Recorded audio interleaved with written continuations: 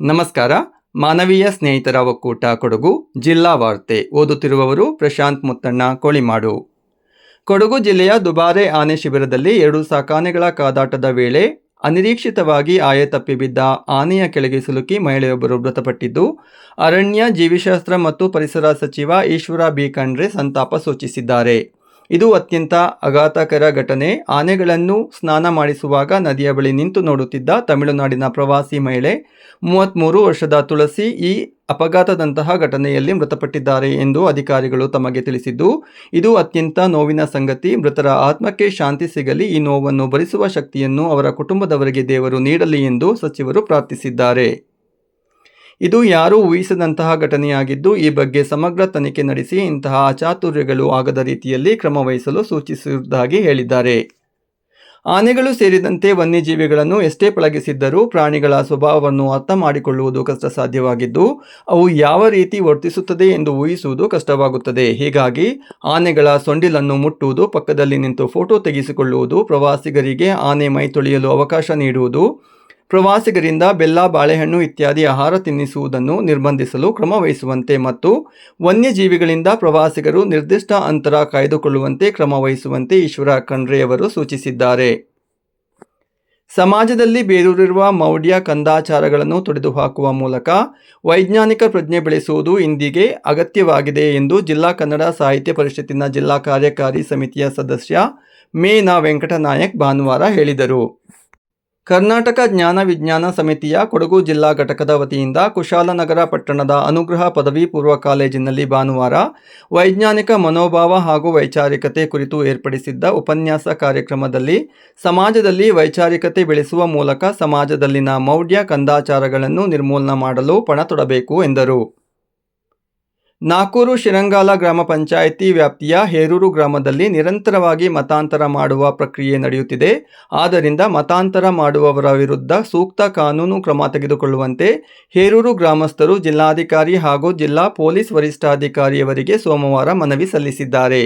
ಇತ್ತೀಚೆಗೆ ನಾಕೂರು ಶಿರಂಗಾಲ ಗ್ರಾಮ ಪಂಚಾಯಿತಿ ವ್ಯಾಪ್ತಿಯ ಹೇರೂರು ಗ್ರಾಮದಲ್ಲಿ ಮತಾಂತರ ಮಾಡಲು ತಮಿಳುನಾಡಿನಿಂದ ಬಂದು ಸರ್ಕಾರಿ ಜಾಗದಲ್ಲಿ ಪಂಚಾಯಿತಿ ಪರವಾನಗಿ ಇಲ್ಲದೆ ಅನಧಿಕೃತವಾಗಿ ಚರ್ಚ್ ನಿರ್ಮಾಣ ಮಾಡಿದ್ದಾರೆ.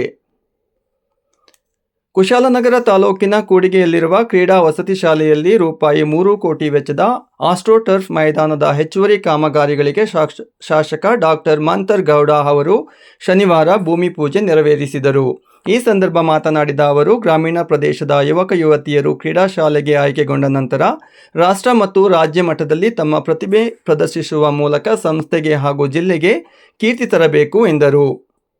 ದಕ್ಷಿಣ ಕೊಡಗು ಒಕ್ಕಲಿಗರ ಯುವ ವೇದಿಕೆ ವತಿಯಿಂದ ಹಾತೂರು ಶಾಲೆಯ ಫೀಲ್ಡ್ ಮಾರ್ಷಲ್ ಕಾರ್ಯಪ್ಪ ಮೈದಾನದಲ್ಲಿ 3 ದಿನಗಳವರೆಗೆ ನಡೆದ ಒಕ್ಕಲಿಗರ ಮಿಲನ ಹಾಗೂ ಒಕ್ಕಲಿಗರ ಕ್ರೀಡಾಕೂಟದಲ್ಲಿ ವಿರಾಜಪೇಟೆ ಹಾಗೂ ಪೊನ್ನಂಪೇಟೆ ತಾಲೂಕಿನ ಒಕ್ಕಲಿಗರ ಬಾಂಧವರು ವಿವಿಧ ಕ್ರೀಡೆಗಳಲ್ಲಿ ಪಾಲ್ಗೊಂಡು ಸಂಭ್ರಮಿಸುವ ಮೂಲಕ ಕ್ರೀಡಾಕೂಟಕ್ಕೆ ವರ್ಣರಂಜಿತ ತೆರೆ ಎಳೆಯಲಾಯಿತು. ಕೋಟೆಕೊಪ್ಪ ವಾರಿಯರ್ಸ್ ಮತ್ತು ಕಣ್ಣಂಗಾಲ ಎ ತಂಡಗಳ ನಡುವೆ ನಡೆದ ಫೈನಲ್ ಪಂದ್ಯದಲ್ಲಿ ಮೊದಲು ಬ್ಯಾಟ್ ಮಾಡಿದ ಕಣ್ಣಂಗಾಲ ಎ ತಂಡ ನಿಗದಿತ 4 ಓವರ್ಗಳಲ್ಲಿ 3 ವಿಕೆಟ್ ಕಳೆದುಕೊಂಡು 54 ರನ್ ಕಲೆ ಹಾಕಿತು. ಗೆಲ್ಲಲು 55 ರನ್ಗಳ ಗುರಿ ಬೆನ್ನಟ್ಟಿದ ಕೋಟೆಕೊಪ್ಪ ತಂಡ 3.5 ಓವರ್ಗಳಲ್ಲಿ ಗುರಿ ಮುಟ್ಟುವ ಮೂಲಕ ಚಾಂಪಿಯನ್ ಆಗಿ ಹೊರಹೊಮ್ಮಿತು. ಬೀದಿ ನಾಯಿಗಳಿಗೆ ಸಂತಾನಹರಣ ಚಿಕಿತ್ಸೆಗಾಗಿ ನಾಯಿಗಳನ್ನು ಹಿಡಿಯಲಾಗುತ್ತಿದ್ದು, ಸಾರ್ವಜನಿಕರು ಸಹಕರಿಸಬೇಕೆಂದು ಸೋಮವಾರಪೇಟೆ ಪಟ್ಟಣ ಪಂಚಾಯಿತಿಯ ಮುಖ್ಯಾಧಿಕಾರಿ ಕೃಷ್ಣ ಪ್ರಸಾದ್ ಮನವಿ ಮಾಡಿದ್ದಾರೆ. ಇಲ್ಲಿನ ಪಟ್ಟಣ ಪಂಚಾಯಿತಿ ವತಿಯಿಂದ ಬೀದಿ ನಾಯಿಗಳ ಸಂತಾನಹರಣ ಶಸ್ತ್ರಚಿಕಿತ್ಸೆ ಕಾರ್ಯಕ್ರಮಕ್ಕೆ ಪಶುವೈದ್ಯ ಆಸ್ಪತ್ರೆಯ ಆವರಣದಲ್ಲಿ ನೂತನವಾಗಿ ನಿರ್ಮಿಸಿರುವ ಶಸ್ತ್ರಚಿಕಿತ್ಸಾ ಕೊಠಡಿ ಪೂಜೆ ನೆರವೇರಿಸಿ ಮಾಹಿತಿ ನೀಡಿದರು. ದೇಶದ ಸರ್ವೋಚ್ಚ ನ್ಯಾಯಾಲಯದ ಆದೇಶದ ಹಿನ್ನೆಲೆಯಲ್ಲಿ ಪಟ್ಟಣ ಪಂಚಾಯಿತಿ ವ್ಯಾಪ್ತಿಯಲ್ಲಿ ಬೀದಿ ನಾಯಿಗಳನ್ನು ಹಿಡಿದು ಅವುಗಳಿಗೆ ಸಂತಾನಹರಣ ಶಸ್ತ್ರಚಿಕಿತ್ಸೆ ಮಾಡಿ ಆರೈಕೆಯ ನಂತರ ಬಿಡುಗಡೆ ಮಾಡಲಾಗುವುದು ಎಂದು ಅವರು ಸಾರ್ವಜನಿಕರಿಗೆ ಹೇಳಿದರು. ಹಾಗೆ ಸಾರ್ವಜನಿಕರು ಇದರ ಬಗ್ಗೆ ಯಾವುದೇ ಅಪಪ್ರಚಾರ ಅಥವಾ ಗೊಂದಲಕ್ಕೆ ಒಳಗಾಗದೆ ನಾಯಿಯ ಹಾವಳಿ ತಪ್ಪಿಸಲು ಈ ಯೋಜನೆ ಸಹಕರಿಸಬೇಕು ಎಂದು ಅವರು ಹೇಳಿದರು. ವಿರಾಜಪೇಟೆ 66/33/11 ಕೆವಿ ವಿದ್ಯುತ್ ವಿತರಣಾ ಉಪಕೇಂದ್ರ ಮಗ್ಗುಲದಲ್ಲಿ ಮೇ 19ರಂದು ಬೆಳಗ್ಗೆ 10ರಿಂದ ಸಂಜೆ 5 ಗಂಟೆಯವರೆಗೆ ತುರ್ತು ನಿರ್ವಹಣಾ ಕಾಮಗಾರಿ ನಡೆಯಬೇಕಾಗಿರುವುದರಿಂದ ವಿರಾಜಪೇಟೆ, ಸಿದ್ದಾಪುರ ಮತ್ತು ಅಮ್ಮತ್ತಿ ಶಾಖಾ ವ್ಯಾಪ್ತಿಯಲ್ಲಿ ಬರುವ ವಿದ್ಯುತ್ ಮಾರ್ಗಗಳಲ್ಲಿ ವಿದ್ಯುತ್ ಸರಬರಾಜಿನಲ್ಲಿ ವ್ಯತ್ಯಯ ಉಂಟಾಗಲಿದೆ. ಆದ್ದರಿಂದ ವಿರಾಜಪೇಟೆ ಪಟ್ಟಣ, ಕಾಕೋಟು ಪರಂಬು, ಕದನೂರು, ಕೆದಮಲ್ಲೂರು, ಬಿಟ್ಟಂಗಾಲ, ಬಿಶೆಟ್ಟಗೇರಿ, ಆರ್ಜಿ, ಬೇಟೋಳಿ, ಸಿದ್ದಾಪುರ ಪಟ್ಟಣ, ಮಾಲ್ದಾರೆ, ಕರಡಿಗೋಡು, ಗುಹ್ಯ, ಅಮ್ಮತ್ತಿ, ಚೆಂಬೆಬೆಳ್ಳೂರು, ಹಾಲುಗುಂದ, ಕಣ್ಣಂಗಾಲ ಹಾಗೂ ಸುತ್ತಮುತ್ತಲಿನ ಪ್ರದೇಶಗಳಲ್ಲಿ ವಿದ್ಯುತ್ ಸರಬರಾಜಿನಲ್ಲಿ ವ್ಯತ್ಯಯವಾಗಲಿದೆ.